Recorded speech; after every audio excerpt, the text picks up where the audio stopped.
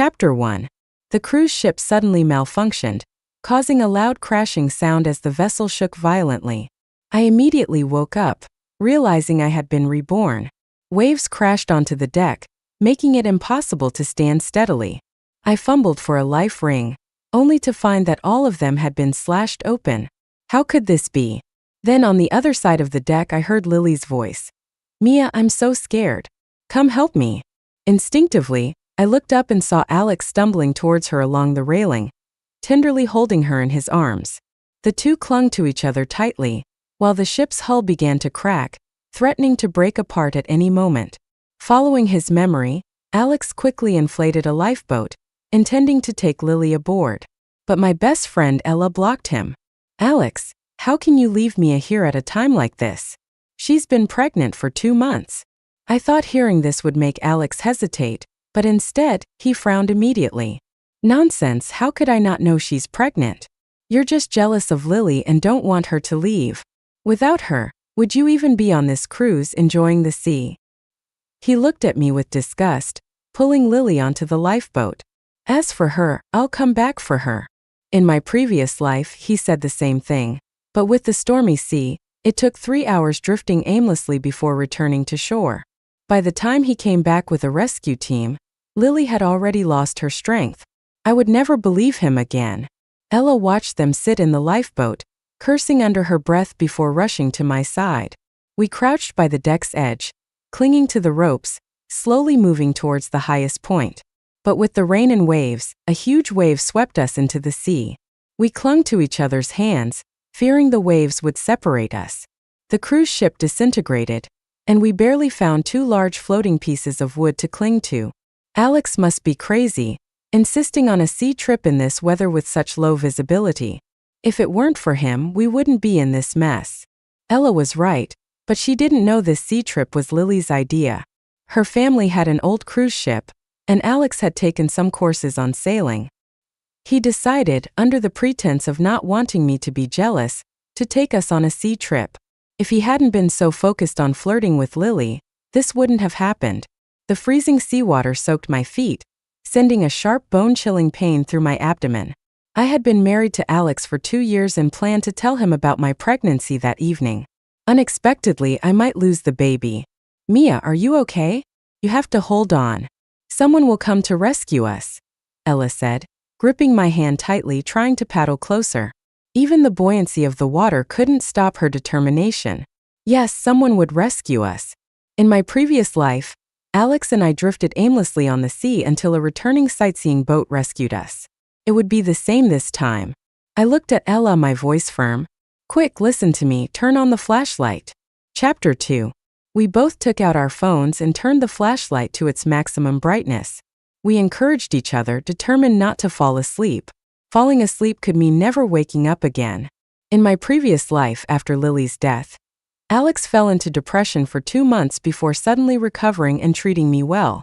I thought he had moved on until our child was born. The day our child was born, he threw the baby into the water in front of me, drowning him alive.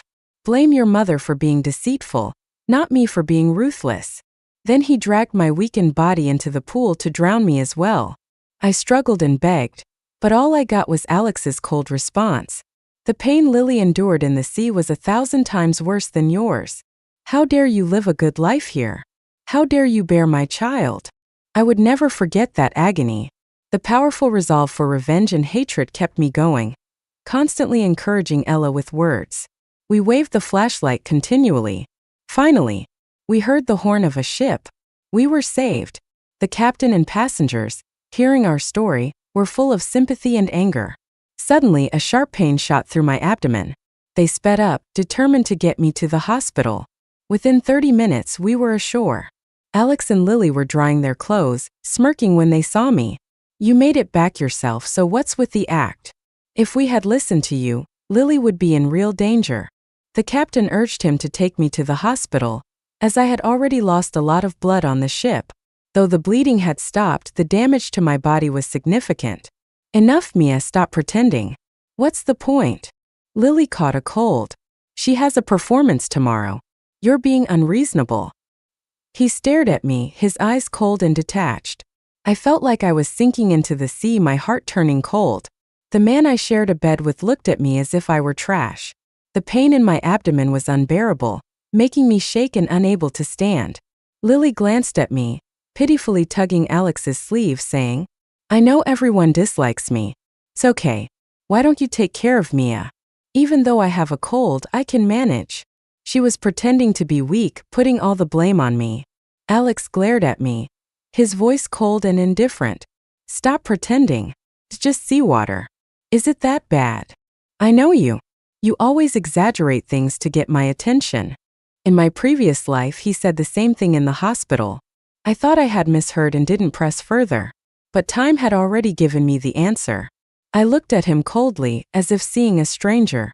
"She hasn't even touched the seawater and claims to feel unwell. Why don't you question her? I'm your wife. You abandoned your wife and took your childhood sweetheart. You're a real man." I took a deep breath and finally said what I felt. "Alex, let's get a divorce. I don't want you anymore." He looked at me, stunned, his face showing a trace of anger. "Stop being unreasonable. Haven't you had enough of these tricks? Is it because I let her on the lifeboat? You're being ridiculous. Before I might have thrown a fit. But not now. Every choice, every abandonment, clearly told me I wasn't loved." Lily gasped as Alex carried her away, leaving me behind. Ella, furious, wanted to hit him, but I held her back. The pain in my abdomen was excruciating, and the sounds around me faded. I closed my eyes and passed out completely. Chapter 3. When I woke up again, it was the next night. In the empty hospital room, memories of my previous life flooded back. Alex and I worked in the same company, me as his superior. I admired his capabilities and planned to promote him. Over time, we developed feelings for each other, and he confessed. We decided to get married. A month before the wedding, Lily appeared, claiming to be his childhood sweetheart, having grown up together and even had a childhood betrothal. From that day, Alex often ignored my calls and gave me the cold shoulder. I thought he just wanted freedom before marriage, so I didn't press. Later, he suggested a sea trip to ease the tension, and I agreed. When I caught them kissing in the cockpit, they insisted it was a misunderstanding, that I was mistaken. I was too naive to believe their lies. My poor baby. Hearing the door open, my thoughts returned. Ella entered with a warm water bottle. Seeing me awake, tears welled up in her eyes. "I'm sorry," the baby. Even though I had prepared myself, hearing the news still tore at my heart. I failed to protect him in both lives. I just wanted to know where Alex and Lily were. I couldn't believe they weren't together. Ella's expression changed as she whispered that they were next door. It was Lily's request. That wretched woman claimed to have severe psychological issues and claustrophobia, needing someone with her. Such a flimsy excuse. Only Alex would believe it. I just wanted a divorce. Nothing else mattered. Besides, I didn't believe the ship would sink so easily. When the accident happened, I had checked the life rings. All were damaged, clearly tampered with. I suspected Lily. Ella's eyes flashed. We planned for her to investigate. Finding key evidence could convict Lily of attempted murder. After seeing her off, I decided to rest and recover. The miscarriage left me cold and weak, my body severely impacted. I feared I might never have my own child. Unexpectedly, Lily came soon after. She looked healthy, walking steadily, showing no signs of illness. In contrast, I was pale, my lips blue. Miscarriage really changes a person. If I didn't know better, I'd think you were about to die. She taunted, cursing my child. How could she have such hatred? Weakly, I asked what she wanted. "Alex and I are engaged. You ruined it by showing up. Do you think I'll let you go?" Her small face twisted with malice, her eyes full of venom. I couldn't help but laugh weakly. "If you like him, he's yours. Why make it so complicated? Trash like him matches a garbage bin like you." Chapter 4. Unexpectedly, Lily became even more agitated upon hearing my words. "Stop pretending to be a saint. Seeing your sanctimonious face makes me sick." I tried to keep my emotions in check, wanting to retort, but the sound of a door closing came from the next room. Soon, Alex's figure appeared outside my hospital room. The door opened and Lily's tearful voice followed. "Mia, I just wanted to check on you. I didn't mean to upset you. Please don't scold me anymore." Alex's footsteps grew closer, and Lily began to run toward the window, crying out, "I know you hate me. Maybe I should just die and give Alex back to you." She didn't jump. Instead, she fell into a warm embrace. She looked up at Alex with tear-filled eyes. The manipulative act was practically palpable. Alex, eyes wide with anger, stood by my bed, gripping my wrist tightly. "What did you say to Lily this time? Haven't you done enough?" I was confused and stunned. "Humph, if you have the guts to do it, have the guts to admit it. You were jealous of Lily's family background and tampered with the boat. That's why it malfunctioned. I saw it all." I looked at him, incredulous. Before setting sail, everyone inspected the boat. I only glanced at the engine room. How could he blame everything on me? I sneered and asked if he had any evidence. "Evidence? Ever since you met Lily, you've been jealous of our relationship and hostile towards her. You've done so many things against her, and you dare ask for evidence." Alex was self-righteous. Looking at the man I once shared a bed with, my heart turned cold. I wasn't hostile. She kissed Alex in front of me, held hands, embraced, openly provocative. Suddenly I felt exhausted. "Let's get a divorce. I'll give you your freedom." I thought he would agree. Alex's expression changed, becoming more agitated. He thought I was using the divorce to scare him, playing hard to get. Yes, I often needed reassurance during our relationship, but now I just wanted to sever ties and avoid the pain of death. "You think you can threaten me with divorce? I won't come coax you. Don't think too highly of yourself." Alex gritted his teeth, his forehead veins popping. I didn't understand why he hated me yet wouldn't let me go. Lily quickly stood beside him, wrapping her arms around his waist. "Mia, I know you're upset with me, but that was my mother's keepsake. Alex is just very protective of me. Please don't divorce because of me." Her last words were heavy. She led Alex out of the room. I closed my eyes to rest and didn't speak to them for the next 3 days. Finally feeling better, I took slow walks in the corridor to regain my strength. But I always felt watched. I heard she's the woman abandoned by her husband. Lost the baby too. So tragic. That man is still caring for the mistress in the next room. I couldn't stand it when I went to change her dressing. I was so engrossed in their chatter that I didn't notice my sister-in-law behind me. She held a gift box of supplements, helping me back to the room. "Sister-in-law, is it true? Did my brother really leave you in the sea to save Lily?" Chapter 5. I smiled bitterly and nodded. Not only that, but I also lost the baby. Before the wedding, my sister-in-law had clearly expressed her dislike for Lily, calling her hypocritical. I thought she was just being nice to me and didn't fully believe her. Seeing her now, I felt a pang of guilt. "Sister-in-law, wait here. I'll drag my brother over to apologize." She stormed off to the next room and I heard shouting. My sister-in-law dragged Alex by the hair to my room. "Are you crazy? Can't you see I'm feeding Lily porridge?" Alex, furious, turned to glare at me. "Mia, you're really something, bribing my sister to speak for you. You're so manipulative. How did I ever fall for you?" His words pierced my heart, devaluing our past feelings. I no longer felt anything for him, unmoved by his accusations. Of course, my sister-in-law didn't spare Lily either. They were like stray dogs dragged around by her. "Sister-in-law had a miscarriage. She's so weak, and you're caring for another woman." Alex clicked his tongue, shaking his head. "Nonsense. She wasn't pregnant. How could she miscarry? Don't let her fool you. She's a great actress." I couldn't hold back, staggering out of bed and slapped his face. He could insult me but not my child. I angrily threw the medical report and miscarriage papers at him. Alex's face darkened, clutching the papers, muttering, "How?" He focused solely on Lily, ignoring me. Lily clung to him, looking frail and pitiful. "I didn't know you'd miscarry. It's my fault. I'll die to atone for the baby." She pretended to jump out the window again. Alex stopped her. He clenched his teeth, his brows furrowing. "Fine. Just consider it compensation for Mia's mistakes." They acted out a drama before me. I laughed instead of getting angry, asking what I did wrong. Since meeting Lily, Alex's attitude towards me changed drastically. He became a different person.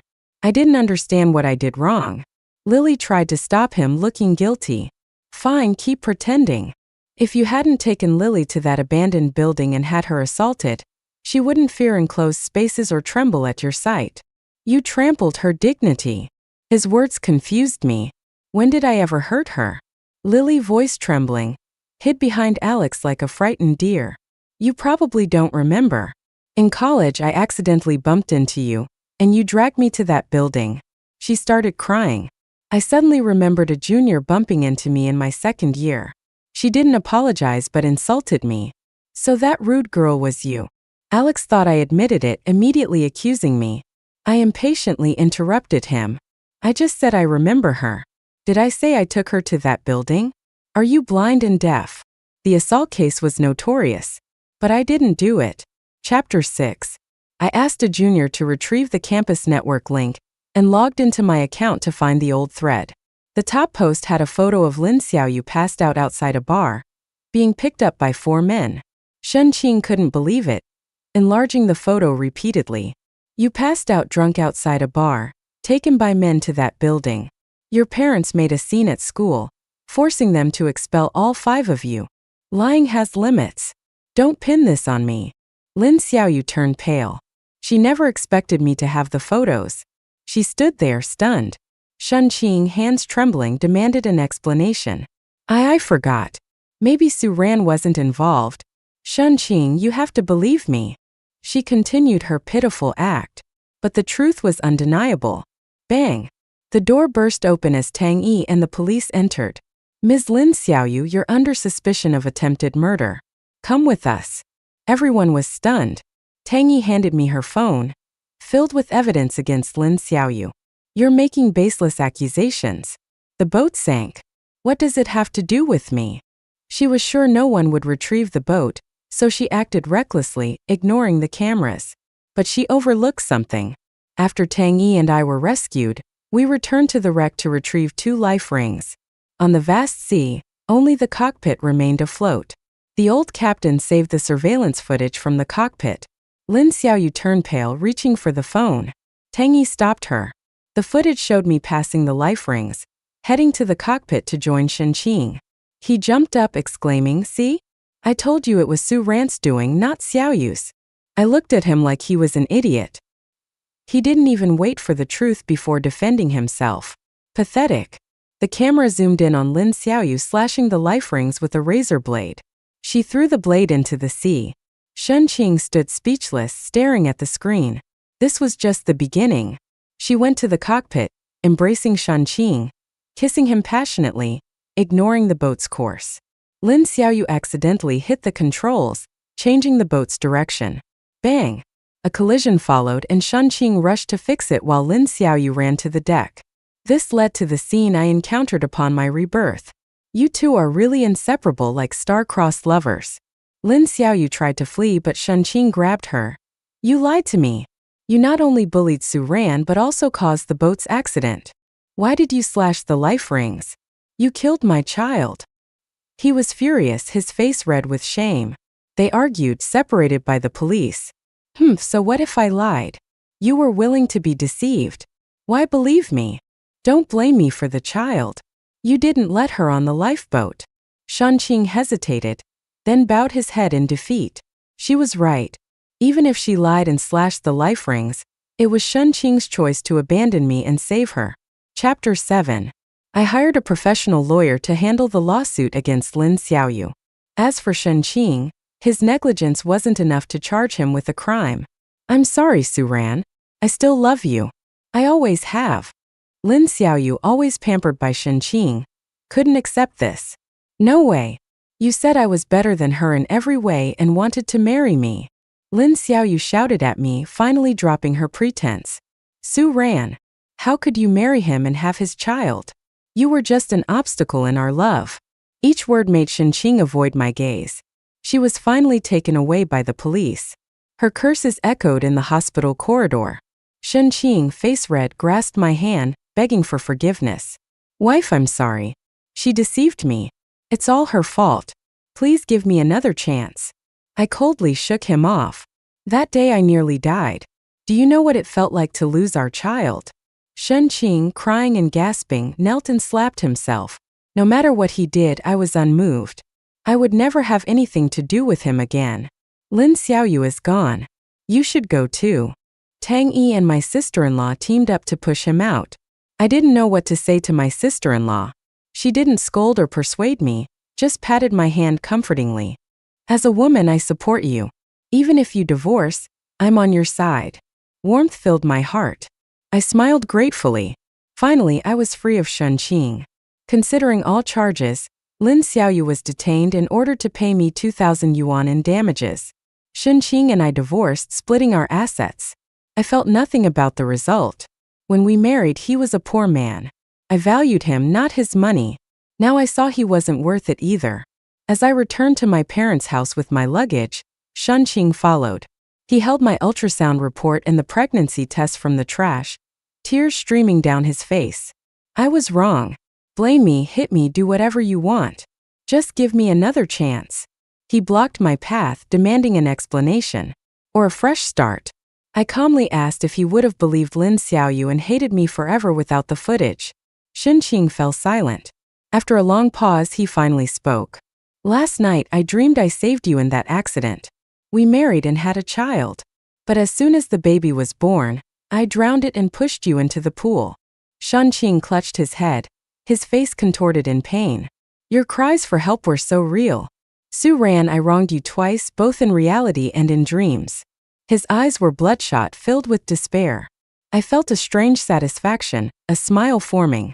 Could it be real? You never chose me, in the past or now. Shunqing wavered, collapsing in defeat. You drowned our baby and threw me into the pool, saying I needed to feel Xiaoyu's pain. Thanks to you I did. The sea is cold and so is your heart. Shunqing was stunned, my words mirroring his dream, blurring reality. Chapter 8. I didn't explain further, closing the door behind me. The past was over. Life moves forward. Back home, I reported the boat incident to Shunqing's employer. During his probation, a little effort ensured he couldn't join the civil service. Tang Yi and I testified.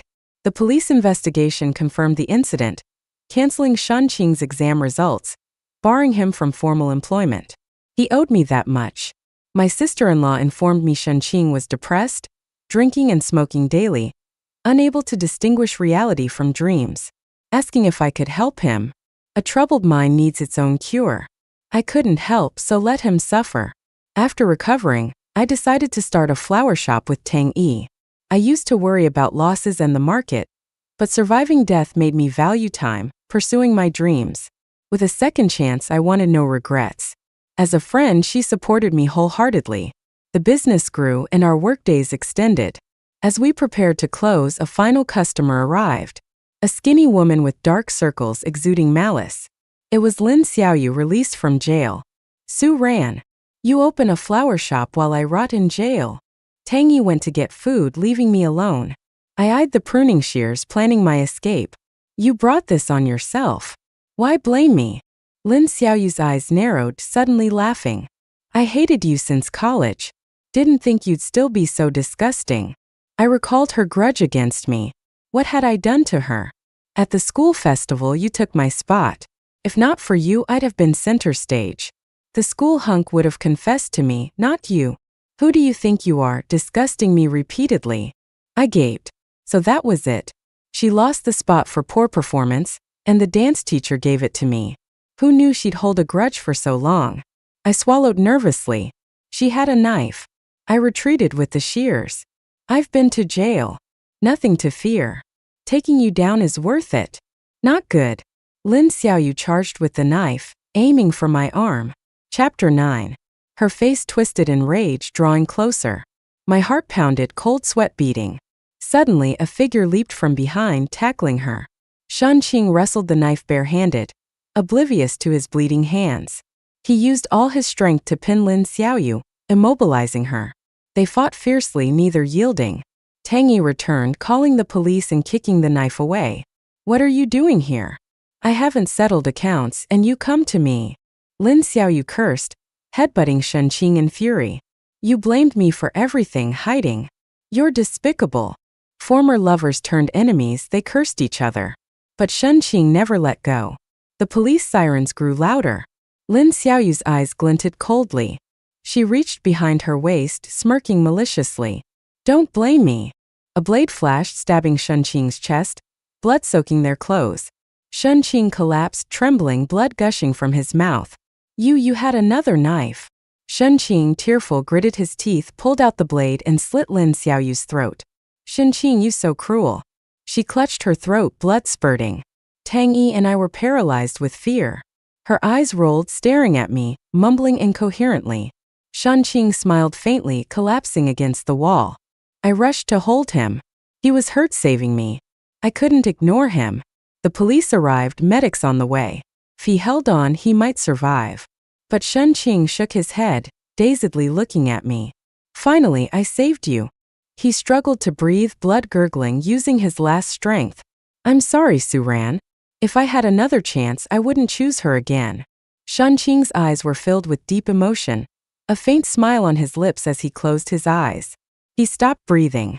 He died in my arms. Lin Xiaoyu died even faster, losing all signs of life in seconds. The police took away 2 bodies covered in white sheets.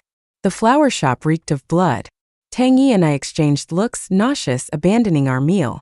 My sister-in-law contacted family upon hearing the news. I was taken to the police station for questioning. Surveillance clearly showed their fight. I was uninvolved. A few days later, Shunqing was buried.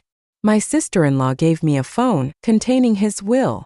I learned Shunqing had planned to die. He'd been wandering near my flower shop, watching me from afar. Suran, I know I hurt you. I'm changing. Every day, I'll atone and apologize. If there's a next life, I'll make it up to you. The phone crackled, then recorded his rush and my screams. I pondered for a long time, then went to the funeral home, placing the phone by his photo. One life is enough. No next life. I don't need your compensation. Let's never meet again. I walked out, exhaling deeply.